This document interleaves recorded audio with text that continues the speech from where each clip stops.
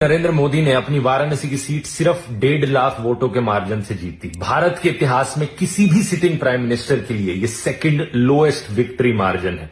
इससे नीचे सिर्फ फॉर्मर प्राइम मिनिस्टर चंद्रशेखर गए थे, जो एक्चुअली में 1991 में सिर्फ 7 महीने के लिए प्राइम मिनिस्टर रहे थे। और याद रखिए, ये वाराणसी की वही सीट है जहां पर कॉमेडियन श्याम रंगीला नरेंद्र मोदी के खिलाफ इलेक्शन लड़ना चाहते थे, लेकिन उन्हें लड़ने नहीं दिया गया। ये बात अब बड़ी साफ है कि नरेंद्र मोदी का चेहरा बीजेपी के लिए एक लायबिलिटी बन चुका है। महाराष्ट्र को देखिए, 19 कॉन्स्टिट्यूएंसीज जहां पर नरेंद्र मोदी ने जाके अपने भाषण दिए थे, उनमें से 15 बीजेपी हार गई।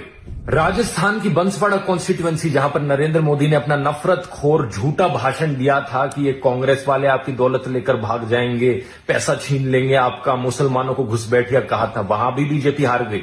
उत्तर प्रदेश में बीजेपी को 80 में से सिर्फ 33 सीटें मिली हैं, और ये 33 सीटों में से भी 16 सीटें सिर्फ मायावती की बीएसपी की वजह से मिली हैं। अगर बहुजन समाज पार्टी ने इन 16 सीटों पर वोट ना काटे होते तो आज उत्तर प्रदेश में बीजेपी का पूरी तरीके से सफाया हो चुका होता। ऐसे में सवाल ये उठता है कि क्या नरेंद्र मोदी प्रधानमंत्री बनना डिजर्व भी करते हैं? क्योंकि अब बीजेपी में और बहुत से डिजर्विंग नेता हैं, जैसे कि शिवराज सिंह चौहान, जो 8 लाख वोटों के मार्जिन से जीते हैं, या फिर नितिन गडकरी, जिनकी रेपुटेशन नरेंद्र मोदी से कहीं ज्यादा बेहतर है। राम राम, जय मां भारती, जय हिंदुस्तान। आप सभी का मेरे YouTube चैनल सत्य साक्षात्कार मुरारी मिश्रा में हार्दिक अभिनंदन एवं स्वागत है। आप सबसे निवेदन है कि आप मेरा सहयोग और समर्थन लगातार जारी रखिएगा, और अगर अभी तक सब्सक्राइब नहीं किए हैं तो आप जरूर मेरे सत्य साक्षात्कार पॉलिटिकल एक प्रकार का एनालिस्ट चैनल को सब्सक्राइब जरूर करिएगा। आप सबसे निवेदन कि पहले आप जर्मनी में बैठे ध्रुव राठी का ये वीडियो सुन लीजिए। अब आप इस वीडियो को सुनने के बाद आप इस समझिए कि जिस व्यक्ति को पूरी दुनिया इतना पसंद करती है, वो व्यक्ति का मेरी नजर में क्या आईक्यू लेवल है, मैं तर्कों के साथ जवाब देता हूं। ध्रुव राठी ने पहले कहा कि मोदी जी मात्र 1.5 लाख वोट से हारे, और उनकी अब क्रेडिबिलिटी या उनकी लोकप्रियता, मैं अपने भाषा में समझाने का प्रयास करता हूं, वो खत्म होते जा रही है, और इनसे ज्यादा वोट शिवराज सिंह चौहान 8 लाख वोट से जीते चुनाव। बिल्कुल सही बात। ध्रुव राठी जी, मनमोहन सिंह जी तो लोकसभा चुनाव हार गए, क्यों प्रधानमंत्री बन गए? जरा उत्तर दीजिए आप, तब आप वीडियो बनाए। ममता बनर्जी अपना खुद विधानसभा चुनाव हार गई शुभेंदु अधिकारी जी से, क्यों चीफ मिनिस्टर बन गई?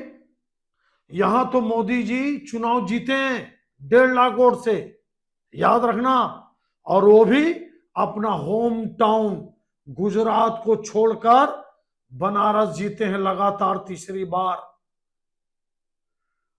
अगर आप कल्पना करिए कि नरेंद्र मोदी जी गुजरात से लड़ते तो क्या होता, क्या होता। और फिर आप बोलते हैं कि शिवराज सिंह जी चौहान 8 लाख वोट से जीते।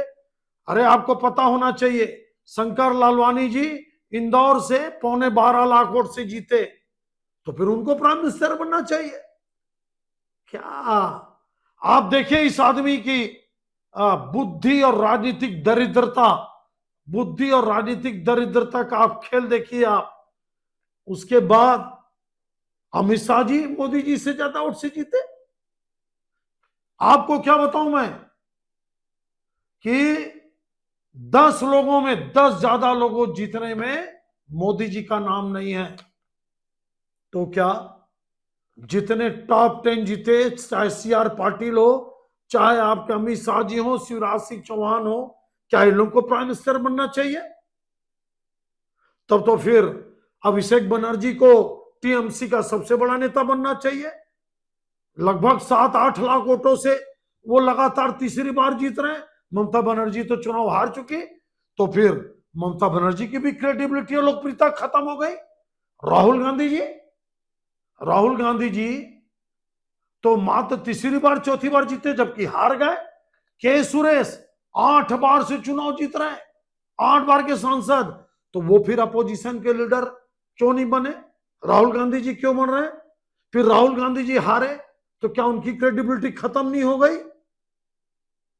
और आपने कहा कि उत्तर प्रदेश में बसपा ने मदद कर दिया। अरे ध्रुव राठी जी, शर्म आनी चाहिए इतनी असत्य तथ्यों के विपरीत गलत बात करते हुए। आप मेरे को ये बताइए, बीजेपी तो वहां अकेले लड़ी, अगर मान लो सपा के साथ कांग्रेस नहीं होती तो क्या होता? और आपको मैं बता रहा हूं, 16 सीटों पे भारतीय जनता पार्टी मात्र 2-2.5 लाख वोटों से हारी है। आपको बता दूं मैं, हमीरपुर सीट 2600 वोट से हारी, सलेमपुर सीट 3500 वोट से हारी, फर्रुखाबाद 2700 वोट से हारी, धौरहरा आपका 4500 वोट से हारी, आंवला 16,000 वोट से हारी, चंदौली 21,000 वोट से हारी। क्या बात! मेरे को तो शर्म आता है। ये ध्रुव राठी ठीक है, कौन तरह के लोग पसंद करते हैं और किसको पसंद करते हैं, लोग अलग अलग तरीके से अपनी अपनी सबकी पसंद रहती है। जर्मनी में रहकर पता नहीं किसको सब्सक्राइबर बनाए, और देखना चाहिए कि इनके चाहने वाले ध्रुव राठी के कौन है। आप ये क्यों नहीं बताते कि भारतीय जनता पार्टी 15-16 सीटों पे अगर मात्र 2-2.5 लाख वोट ज्यादा पा जाती, और अगर योगी जी और मोदी जी मिलकर लड़े होते या अच्छी टिकट बांटी होती, तो आज फिर उत्तर प्रदेश में वही परिस्थिति बनती। ये आप कोई इतना गलत तथ्य पेश कर रहे हैं जिसकी कोई सीमा नहीं। श्याम रंगीला एक कॉमेडियन की चर्चा आप कर रहे हो ध्रुव राठी जी, शर्म आनी चाहिए। मोदी जी जब 2014 में लड़े तब उनके खिलाफ 8, 10, 15 लोग लड़े। 2019 में वो चाहते तो प्राइम मिनिस्टर थे, वो चाहते तो सबका नामांकन रिजेक्ट करवा देते। वो तो कांग्रेस और सपा का नामांकन रिजेक्ट नहीं करवाए। अगर उनको नामांकन, फिर नामांकन रिजेक्ट कोई नरेंद्र मोदी जी करते हैं? ध्रुव राठी जी, शर्म आनी चाहिए। हिंदुस्तान को अपमानित करने के लिए यहां पे एक स्वतंत्र चुनाव आयोग है, चुनाव आयोग फैसला करता है, और फिर खुद श्याम रंगीला जो सिम मोदी जी का आवाज निकालकर, अरे मिमिक्री आर्टिस्ट को कितना वोट मिलता है? 2,000, 4,000। अरे वो पंजाब की बात अलग है, पंजाब में मिमिक्री आर्टिस्ट बन गया नेता, लेकिन हिंदुस्तान में लाखों हजारों मिमिक्री आर्टिस्ट 2,500 वोट पाते हैं। उसके अलावा बसपा चुनाव लड़ी, 6-7 लोग चुनाव लड़े। अगर मोदी जी को फॉर्म रिजेक्ट कराना होता तो अजय राय का फॉर्म रिजेक्ट करा देते, बहुजन समाज पार्टी का फॉर्म रिजेक्ट करा देते। आखिर सूरत में कांग्रेस समर्थन दी, आखिर इंदौर में कांग्रेस के प्रत्याशी ने नाम वापस लिया। देखिए ध्रुव राठी जी, शर्म आनी चाहिए आपको झूठ असत बोलने के लिए। और आपने क्या कहा कि जिसका मतलब बीजेपी में क्रेडिबिलिटी नितिन गडकरी और शिवराज सिंह चौहान का है। नितिन गडकरी और शिवराज सिंह चौहान को भी जितने वोट पड़े वो मोदी जी के नाम से